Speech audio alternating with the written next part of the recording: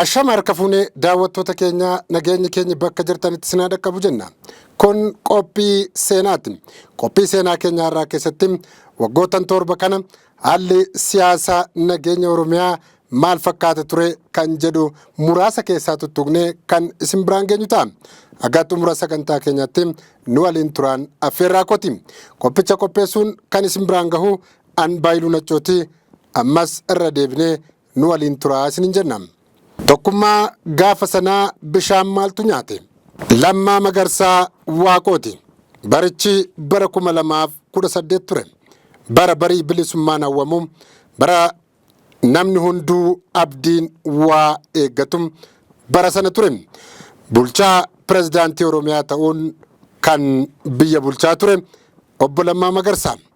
Ukkaamsaan, ajjeechaan, mormiin barattootaa, dhaabbilee barnoota olaanoo fi mana barnootaa adda addaa guutuu biyyattii keessatti sirna wayyaanee abbaa irrummaan beekamu falmuun as bahame. Sanuu OPDO keessaas quuqamnii fi aantummaan dhalatee qaawwa argametti fayyadamuun kana booda uummanni keenyi wanjoo gabrummaa fi roorroo gita bittootaa baachuu hin danda'amu jechuun as bahanii Oromootti jajjabina haasa'utti kaani. Silumaa hireen gita bittaa wayyaanee empaayerittii bulchaa ture dhahoof lafa gaheera. Tokkummaan uummata Oromoo ilaalcha kam keessa jiraateyyuu gabrummaa sana caaluu arguu waan hin feeneef hunduu itti duulutti ka'e. Xiqqoon turre pirezidaantiin Oromiyaa yeroo sanaa obbo Lammaa Magarsaa uummata Oromoof gammachuu guddoo labsuun dhidhiitatanii gammachuu isaaniis labsani. Uummanni Oromoo ilaalcha siyaasaan hidhamee murtee dabaan waggoota hedduun hidhaman hunduu akka bahan dhaabbileen siyaasaa qabsoo hidhannoo gaggeessan hundi tokkummaa uummata Oromoo ilaalcha keessa galchuun gara biyya abbaa isaaniitti akka deebifaman murteessan. Sanas milkeessuun jilli qaama mootummaa yeroo sanaa hooggantoota Asmaraa haga Yugaandaa, Yugaandaa haga Kaayiroo haga ardii Ameerikaa, ardii Ameerikaa haga ardii Awurooppaa fi Awustiraaliyaatti deemuun hooggantoota gameeyyii siyaasaa Oromoo fi kan biyyatti adda addaa qunnamuun jalqabame. Waqtiin sun waqtii addaa ture. Miira gammachuu fi tokkummaan biyyattii itti mirkanaa'edha jechuun akka malee afarfame. Murtoon sunis hin gufanne.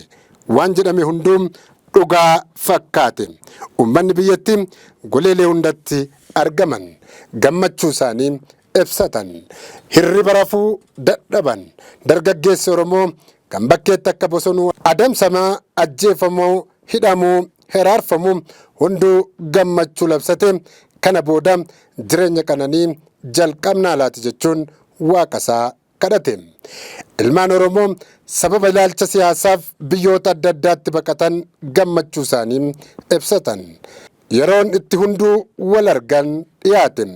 Inumaayyuu muummicha ministeeraa yeroo ammaa Dr. Abiy Ahmed as bahoon paarlaamaatti sagalee guutuudhaan muummicha ministeeraa biyyatti akka ta'an mannii fi caffeen paarlaamaa biyyattiin sagalee gammachuun harka walitti dhaate. Muummichi ministeeraa Dr. Abiy Ahmed as bahoon waadaa galan. Tarii waadaa isaan galan sana keessaa har'a maaltu gufate laati? Har'a maaltu irratti laati? Har'a uummata sanaaf ammoo maal milkeessan laati? Sana isinumaaf dhiifna. Irra darbees baay'een turre. Gara diina biyyoota waloo ta'uun waggoota 30 oliif rasaasaa fi qawween kan wal dubbisaa turan Eertiraa fi Itiyoophiyaan akka araaraman muummichi ministeeraa sagalee tokko dubbatan. Isas milkeessan. Eeyyee yerichi fulbaana ture. Fulbaanni bara 2018 inumaayyuu Itiyoophiyaa qofa osoo hin taane guutuu gaanfa Afrikaatti nagaan dhufaa laata jechuun uummanni addunyaa gurra qeensee eegaatuma jira. Otoo xiqqoon turiin muummichi ministeeraa Dr. Abiy Ahmed gara Asmaraatti imalan. Asmaraas gahan. Asmaraa deemanii pirezidaantii mootummaa Eertiraa Isaayyaas Afeworqin dubbisuuf yaalan. Gammachuu qaban waliin qooddatan. Xiqqoon turre. Fulbaanuma sana keessa as bahuun pirezidaantiin Eertiraa Isaayyaas Afeworqi kan waggoota dheeraaf Itoophiyaa qollifataa ture amma miilli isaanii gara buufata xiyyaaraa Boolee guddichatti ejjetan. Uummanni biyya kanaaf bulchiinsi mootummaa Dr. Abiy Ahmed gammachuu fi ililleedhaan simachuuf gara isaatti imalan. Ammas kun gammachuu dachaa isaaniif dabale. Sanumaayyuu eegamee fi ta'ee kan hin beekne jedhame. Muummichi ministeeraa Dr. Abiy Ahmed pirezidaantii Eertiraa Isaayyaas Afeworqiif qubeelaa harkatti kaayan. Kunis ajaa'ib nama jechisiise. Kaan biratti qeeqa guddaa, kaan biratti ammoo deeggarsa guddaa fidan. Hunduu wal argan, hunduu gammachuu ibsatan. Fulbaanni 15 bara 2018 ammoo seenaa guddaatu mudate. Addi bilisummaa Oromoo jila isaa qabatee waraana isaa hiriirsee gara biyya isaatti deebi'uuf sa'aatiiwwan muraasa tafe. Oromoon kan ta'e hunduu gammachuudhaan simachuuf handhuura Oromiyaa magaalaa guddoo biyyattii Finfinneetti kallattii hundaan nagaa labsachuun imala isaa torbee jedhee eegale. Fulbaana 15 magaalaan Finfinnees alaabaa fi faajjii qabsoo adda bilisummaa Oromoo asxaa adda bilisummaa Oromoon faayamtee sa'aatiiwwan muraasa boodas buufanni xiyyaaraa guddichi magaalaa Finfinnee Boolee International Airport keessummootaan simatamuuf namni hundinuu achitti argame. Gammachuun guutame. Kanaanis hooggantoonni dhaabichaa, miseensonni dhaabichaa buufata xiyyaaraa guddicha Booleetti argamanii keessummootaa fi ilmaan Oromoo guddichaan simataman. Achis addabaabayii masqalaa guddicha Finfinneetti Oromoo miliyoona 10 oliin simataman. Kantiibaan bulchiinsa magaalaa Finfinnee yeroo sanaa Injiinar Taakkalaa Uumaati. Injiinar Taakkalaa Uumaa keessummoota bakka adda addaatti dhufaniif ergaa anaa dhufuu dabarsan, wal hammatan, nagaa wal gaafatan, baga nagaan dhuftani jedhanii gammachuu isaaniis ibsatan. Bu'uuruma kanaan haydureen adda bilisummaa Oromoo Jaal Daawud Ibsaanis baga wal agarre jechuun ilmaan Oromoo hedduu walitti qabameen nagaa gaafatan, dhaamsa qaban dabarfatan. Kana boodas roorroo fi gabrummaan sirna gita bittaa wayyaanee akka lammataa hin dhufnetti waadaa waliif seenan. Tokkummaan Oromoos akka jabaatuuf dhaammatan. Oromootum aangoo qabate jedhanii alagaa inaafsisan. Waliigalteen waliin mari'atanii akka hin cabneefis waadaan waliif seename. Ummata Oromoof sabaaf sablammii biyyattiifis abdiin horame. Bilisummaan dhufe jedhamee nagaan dhufe jechuun labsame. Xiqqoo tureessee haala Oromoof Oromiyaa irratti mariin adeemsifame. Waadaa walii galame sun akka irratti wal ta'amuuf irratti mari'atame. Akkasumas ijoo marii isaanii keessaa tokko dhimma nagaa fi dhimma waraana bilisummaa Oromoo bosonaa fi biyyatti deebi'anis maal ta'uu qaba ka jedhu gaaffii ummatichaati. Sana murteessuufis beektonni siyaasaa, bulchitoonni biyyaa fi qaamoleen dhimmi isaan ilaallatu hunduu akka irratti hirmaatuuf sagantaan marii adda addaa qophaa'e. Hunduu yaada mataa isaa dubbachuuf dhaadate. Bilisummaa fi jiruun qananii uummata Oromoo waanuma mirkanee fakkaate. Hunduu yaada isaa qofaa calaqqisiisutti ka'e. Gidduutti kana mirkaneessuuf gaaddisni Oromoo tokko kan qaamota hundarraa hirmaachisa jedhamee hundeeffame. Sanarrattis mari'atame. Sanarrattis wanti mari'atame lafa hin qabanne shakkiin jedhu dhalate. Ammas rakkoo fi sodaan hooggansa Oromoo biratti babal'achuun itti fufe. Oromoon sirna qaba. Sirna araaraa, nagaa fi marii itti mari'atu. Sanarran darbamu yaanni jedhu dhufe. Gidduuttis ammas gaaddisni hooggansa Oromoo jedhamu kun gaaddidduu godhatee hafuu dhageenye. Hireen waraana bilisummaa Oromoo asitti qaamolee adda addaan bubbutamuuf yaalame. Waraanni bilisummaa Oromoon Eertiraa irraa seenes mooraa keessa akka tursiifamu taasifame. Kanneen bosonatti hafanii maal akka ta'u qabu hin murtoofne. Achi siiqame. Ammas dubbii ijoo ta'e. Kanatti gudunfuuf ammas akkuma sirna gadaan rakkoon furamuu qaba jenne hireen waraana bilisummaa Oromoo alatti hafee maal akka ta'uu fi furmaata itti kennuuf koreen tokko hundeeffame. Koreen sun nama 72 kan of keessaa qabu turte.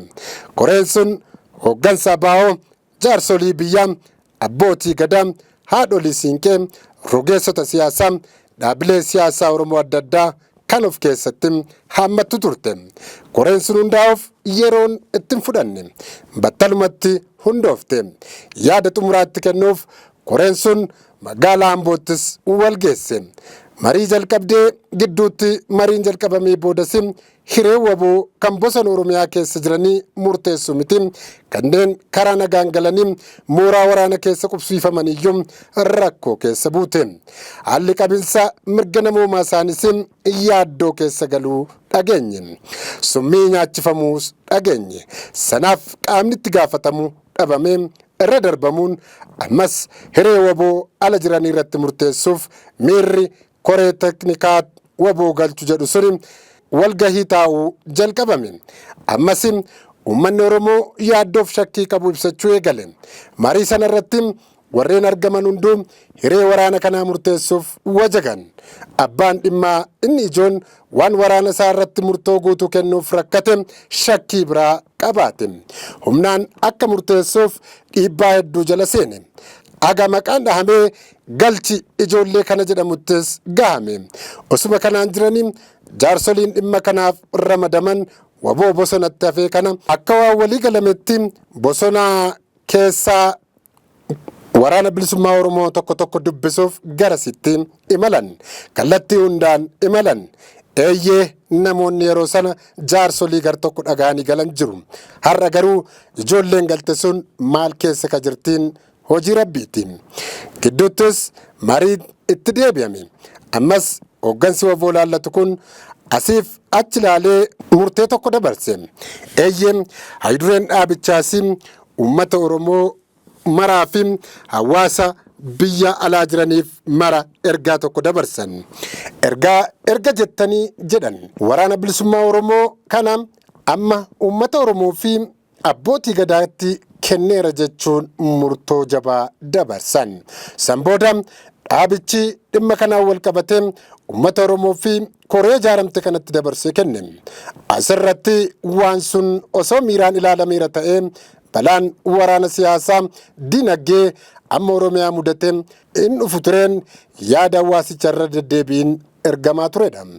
Dabalataanis murtoon kun erga darbee hooggansi waraanaa bakkoota adda addaa jiru wabii gahaa dhabnaa laatii ka jedhuu fi shakkii tokkoon galuurraa of qusatee waan jedhameen oolle kunoo humnaan galchuufnis yaalame.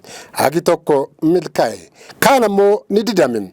Gidduuttuu hooggansi Oromoo kallattii adda addaan jiru walirraa fagaachuu jalqabe. Walgaarreeffannaanis dabalaa dhufe. Quba walitti qabuunis baay'ate. Hooggana Oromoo arrabsu xiqqeessuu yaaluun babal'ate. Mootummaan humnaan xumuruuf yaale. Inumaayyuu baay'inni waraana bilisummaa Oromoo bakkoota adda addaatti babal'ate.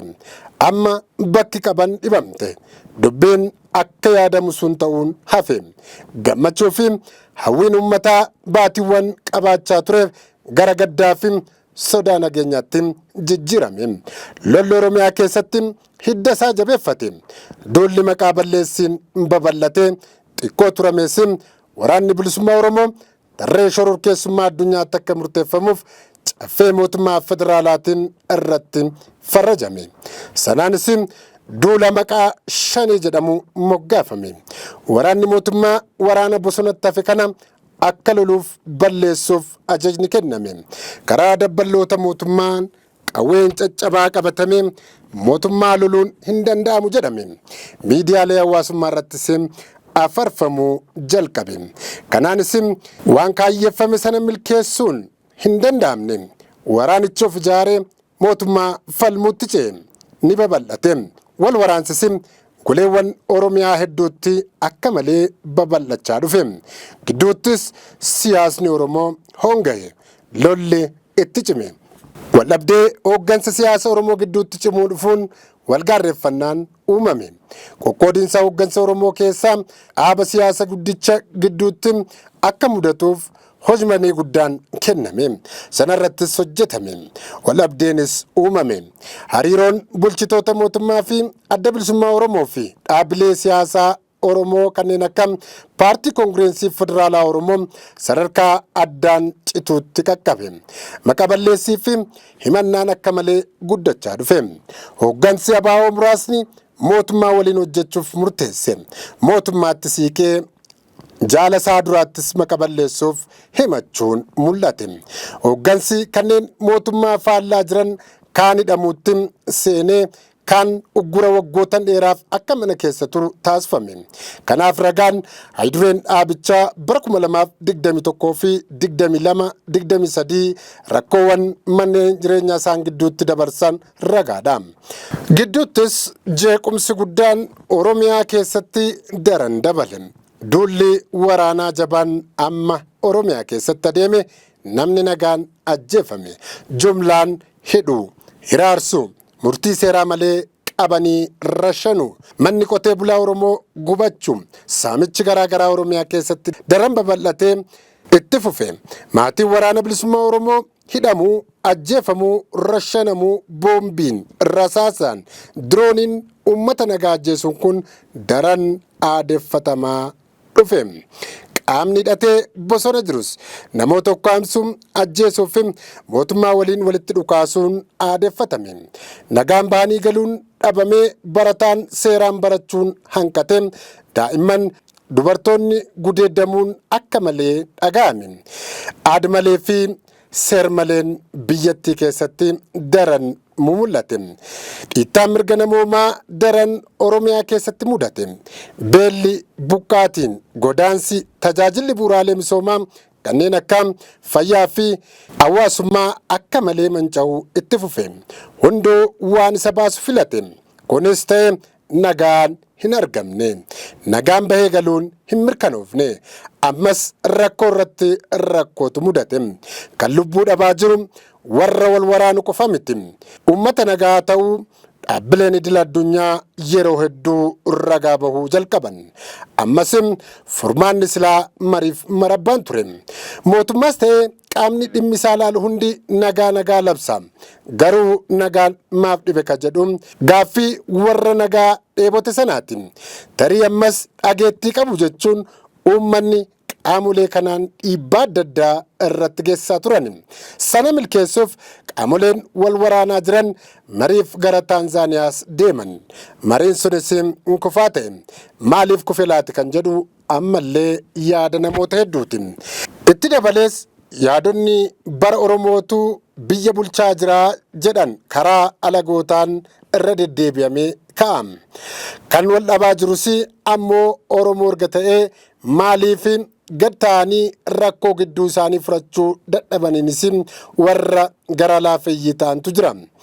Dhiheenya kanas dhimma haala yeroo irratti mariin gad fagoo waliin mari'achuuf dhaabbileen siyaasaa Oromoo keessaa ABO fi KFO'n xalayaa banaa mootummaa Oromiyaa bulchaa kan jiru obbo Shimallis Abdiisaaf barreessuun isaanii kan yaadatamu ture. Ammas dubbii nagaati. Nagaa taanaan maaf nyaapha kee waliinuu hin dubbatiin. Kun cubbuus miti jennee amanna. Xalayaan sunis dhadhaa ibidda bu'ee ta'ee hafe. Kana cinaatti warreen nagaa jechaa oolan hedduu argaa jirra. Garuu nagaa fiduuf maaliif qaamoleen siyaasaa kana waliin marii hin goone? Maaliif ofii isaaniis jecha nagaa faarsuu malee keessatti hirmaatanii nagaa buusuuf hin hirmaanne? Kan bosona jirus kan Finfinnee jirus maaf dubbisanii waan kana jedhan uummataaf hin ibsine? Abbootiin gadaa, haadholiin siinqee, jaarsoliin biyya kanaa dhimma kana irratti milkeessuuf maaf aarsaa barbaachisu hin kaffalle? Hayyoonni Oromoo dhuguma maaf tokkummaa Oromoo sana fiduuf maaf hin hojjenne? Tokkummaan waggaa 7 duraa leellifamaa ture maaltu bishaan? Tokkummaa waggaa 7 tokkummaa waggaa torba leellifamaa ture bishaan maaltu nyaateen yaada keenya. Ammas uummata Oromoo fi uummattoota biyyoota kanaaf nagaa hawwina. Egaan kabajamtoota daawwattoota keenya dhimma tokkummaa Oromoo nagaa fiduu keessatti waggoota torba kana keessatti ta'ee wal duraa duubaan tuttuqnee isin biraan geenyeerra. Waan hafee fi itti dabalamuu qabaa jettan ammoo yaada keessan nu erguu hin dagatina. Waan nu dhaggeeffatanii fi waan nu daawwatan